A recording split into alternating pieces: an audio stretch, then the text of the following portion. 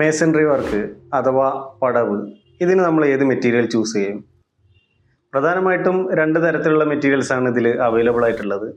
ഒന്ന് natural stones ആണ്, മറ്റൊന്ന് ആർട്ടിഫിഷ്യലി നമ്മൾ ഉണ്ടാക്കിയെടുക്കുന്ന ബ്രിക്കുകളാണ്.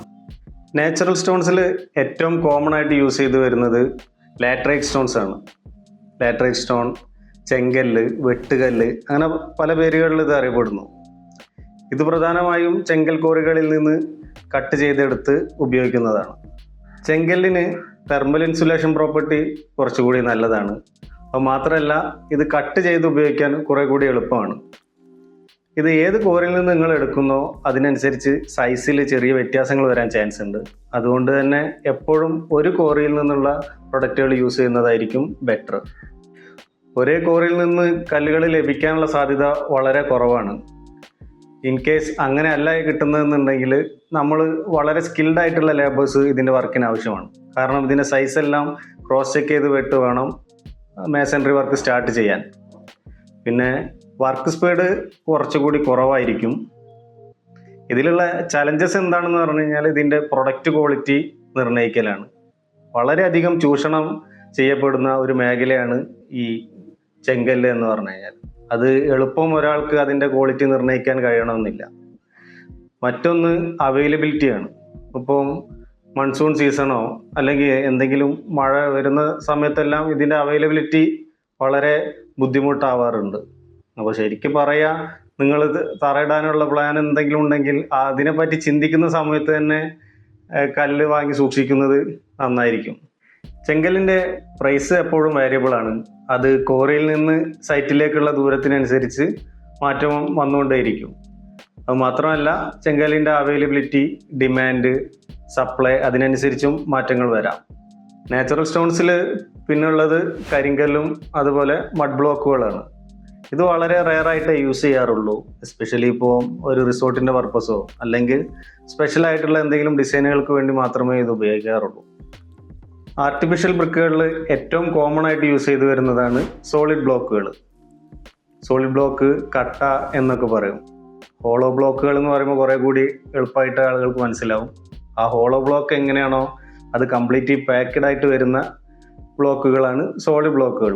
ഇത് സിമെൻറ്റും മണലും അഗ്രിഗേറ്റ്സ് എന്ന് പറഞ്ഞാൽ മെറ്റൽ, ഇതെല്ലാം മിക്സ് ചെയ്തിട്ടാണ് ബ്ലോക്കുകൾ ഉണ്ടാക്കുന്നത്.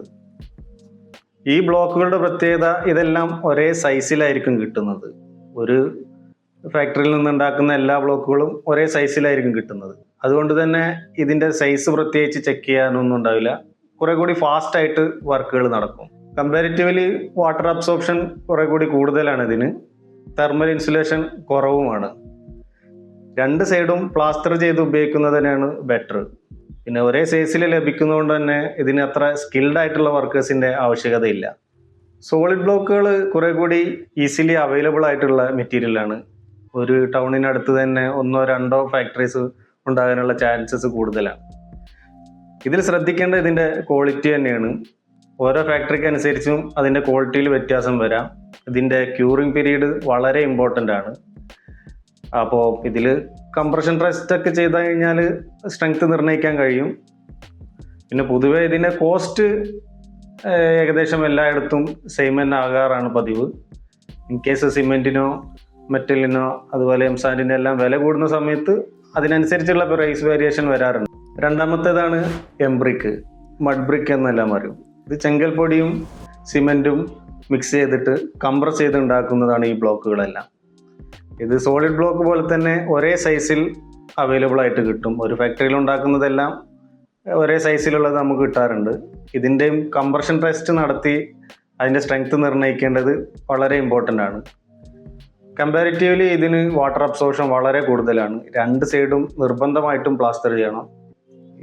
ഏത് തന്നെ ബ്രിക്കോ നാച്ചുറൽ സ്റ്റോണോ ആണെങ്കിൽ തന്നെ കേരളത്തിൻ്റെ കാലാവസ്ഥയിൽ രണ്ട് സൈഡും പ്ലാസ്റ്റർ ചെയ്യുന്നത് തന്നെയാണ് ഏറ്റവും അഭികാമ്യം. ഒരേ സൈസിൽ ലഭിക്കുന്നത് കൊണ്ട് തന്നെ ഇതിന് അത്ര സ്കിൽഡ് ആയിട്ടുള്ള ലേബേഴ്സിൻ്റെ ആവശ്യമില്ല. പിന്നെ ഇതിൻ്റെ സർഫേസ് വളരെ സ്മൂത്താണ്. അപ്പം പ്ലാസ്റ്ററിങ്ങിനെല്ലാം കുറേ കൂടി കോസ്റ്റ് ലാഭിക്കാൻ സാധിക്കും. ചലഞ്ചസ് വരുന്നത് ഇതിൻ്റെ ക്വാളിറ്റി തന്നെയാണ്. കംപ്രഷൻ ടെസ്റ്റ് നടത്തി അതിൻ്റെ ഉറപ്പ് നിർണ്ണയിക്കേണ്ടത് വളരെ ഇമ്പോർട്ടൻ്റ് ആണ്. അല്ലെങ്കിൽ വളരെ ട്രസ്റ്റബിൾ ആയിട്ടുള്ള സോഴ്സുകളിൽ നിന്ന് എടുക്കാൻ ശ്രദ്ധിക്കുക. മറ്റൊന്ന് കോസ്റ്റാണ്. കോസ്റ്റ് സോളിഡ് ബ്ലോക്കിനെ കമ്പയർ ചെയ്യുമ്പം സിമിലർ കോസ്റ്റ് തന്നെയാണ് വരുന്നത്. മൂന്നാമത്തേതാണ് ഇൻ്റർലോക്കുകൾ. ഇൻ്റർലോക്കുകൾ വളരെ കോസ്റ്റ് എഫക്റ്റീവ് ആയിട്ടുള്ള ഒരു മെറ്റീരിയലാണ്. ഇത് സിമെൻറ്റും മണലും അതേപോലെ ഫൈൻ അഗ്രിഗേറ്റ്സും ഉപയോഗിച്ച് നിർമ്മിക്കുന്നതാണ്. ഇതിൻ്റെ സർഫേസ് കുറേ കൂടി സ്മൂത്താണ്. അതുകൊണ്ട് പ്ലാസ്റ്ററിങ് കുറേ കൂടി എളുപ്പത്തിൽ കോസ്റ്റ് എഫക്റ്റീവായിട്ട് ചെയ്യാൻ സാധിക്കും. മാത്രമല്ല ഇതിൻ്റെ വാട്ടർ അബ്സോർപ്ഷൻ കണ്ടൻറ്റ് വളരെ കുറവാണ്. ഇൻ്റർലോക്കുകൾ കുറേ കൂടി ഫാസ്റ്റായിട്ട് വർക്ക് നടക്കും. മാത്രമല്ല ഇതിൻ്റെ ലോക്കിംഗ് സിസ്റ്റത്തിലൂടെയാണ് വർക്ക് ചെയ്യുന്നത്. അതുകൊണ്ട് തന്നെ ഇതിൻ്റെ മേസൺറി വർക്കിൻ്റെ സമയത്ത് ഉപയോഗിക്കേണ്ട സിമെൻറ്റിൻ്റെയും മണലിൻ്റെയും അളവെല്ലാം വളരെ കുറവായിരിക്കും. ഇൻ്റർലോക്കുകൾ ഉപയോഗിക്കുമ്പോഴുള്ള ഏറ്റവും വലിയ ചലഞ്ച് എന്ന് പറഞ്ഞാൽ അതിന് ഹൈലി സ്കിൽഡ്, ഹൈലി എക്സ്പീരിയൻസ്ഡ് ആയിട്ടുള്ള വർക്കേഴ്സ് നിർബന്ധമാണെന്നുള്ളതാണ്. ഇത് പ്രധാനമായും ലോക്കിംഗ് സിസ്റ്റത്തിൽ മാത്രം വർക്ക് ചെയ്യുന്നതാണ്. അതുകൊണ്ട് തന്നെ വാട്ടർ ലെവലെല്ലാം ചെക്ക് ചെയ്ത് വളരെ എക്സ്പീരിയൻസ്ഡ് ആയിട്ടുള്ള ലേബേഴ്സ് ഇതിന് ആവശ്യമാണ്. ഇൻ കേസ് അതിൽ വാട്ടർ ലെവലൊന്നും ചെക്ക് ചെയ്യാതാണ് വർക്ക് ചെയ്യുന്നതെന്നുണ്ടെങ്കിൽ പെട്ടെന്ന് ക്രാക്കുകൾ വീഴാനുള്ള ചാൻസസ് വളരെ കൂടുതലാണ്. നാലാമത്തെ പ്രൊഡക്റ്റാണ് AC ബ്ലോക്കുകൾ. ഇത് വളരെ ഇന്നോവേറ്റീവ് ആയിട്ടുള്ള ഒരു പ്രൊഡക്റ്റാണ്. AC ബ്ലോക്കുകൾ എന്ന് പറഞ്ഞു കഴിഞ്ഞാൽ ഓട്ടോക്ലേവ്ഡ് എയറേറ്റഡ് കോൺക്രീറ്റ് ബ്ലോക്കുകളാണ്. Cement, lime, sand, gypsum, aluminium powders ഇവയെല്ലാം യൂസ് ചെയ്താണ് AC ബ്ലോക്കുകൾ നിർമ്മിക്കുന്നത്. ഇതിൻ്റെ വെയിറ്റ് വളരെ കുറവായതുകൊണ്ട് തന്നെ ഇത് വലിയ സൈസിൽ അവൈലബിൾ ആണ്. അതുകൊണ്ട് ഇതിന് ലേബർ കോസ്റ്റ് വളരെയധികം ലാഭിക്കാൻ കഴിയും. വർക്ക് വളരെ ഫാസ്റ്റായിട്ട് ചെയ്യാൻ കഴിയും. അതുപോലെ തന്നെ ഇതിന് വളരെ സ്മൂത്ത് ആയിട്ടുള്ള സർഫസ് ആണ്. ഡയറക്റ്റ്ലി നമുക്ക് പുട്ടി അപ്ലൈ ചെയ്യാൻ പറ്റുന്ന രീതിയിലും ചെയ്യാൻ സാധിക്കും.